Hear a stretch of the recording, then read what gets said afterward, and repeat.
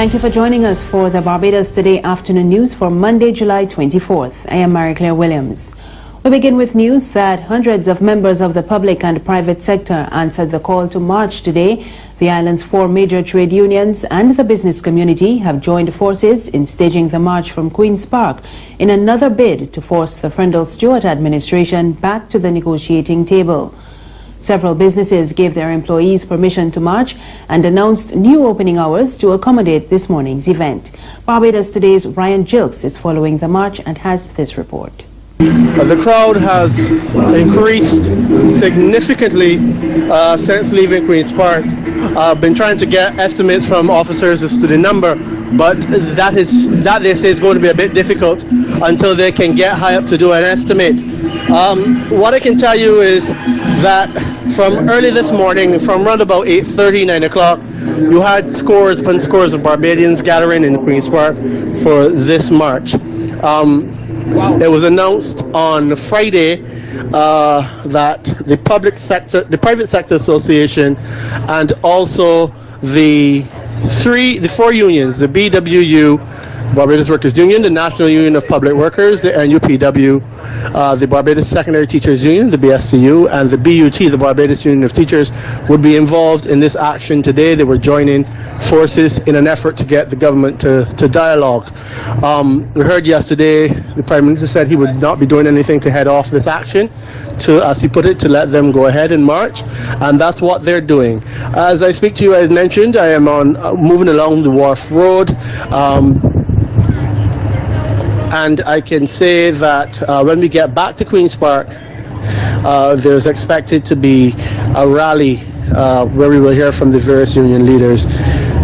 Until then, I'm Ryan Jones for Barbados Today. And as we said earlier, a number of businesses are supporting the march and have given their employees time off to participate. Barbados Today's Katrina King has been looking at some of the companies represented on the road this morning. Hundreds are here participating in the march, both from government and the private sector. From government, I'm seeing some uniforms. Not everyone came dressed in their work clothes, but so far I've seen like the Barbados Postal Service, Sanitation Service Authority. We have a large turnout from the private sector in itself.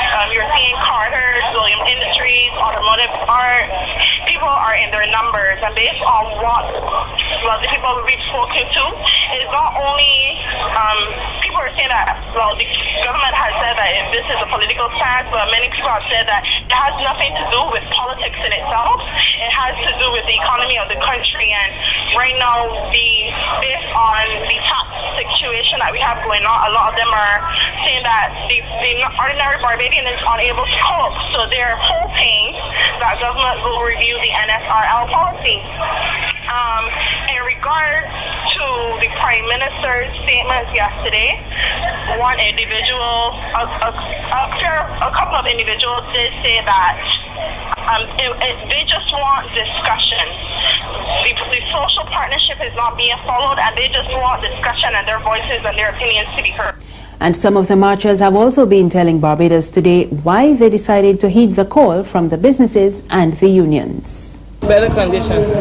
If you livelihood, we think that we need to have a ways, and we think that the Prime Minister must come and have a dialogue with the people of Barbados, population of Barbados, and acknowledge the grievances and say we can come to a compromise and stop being so like a dictator, like everybody else.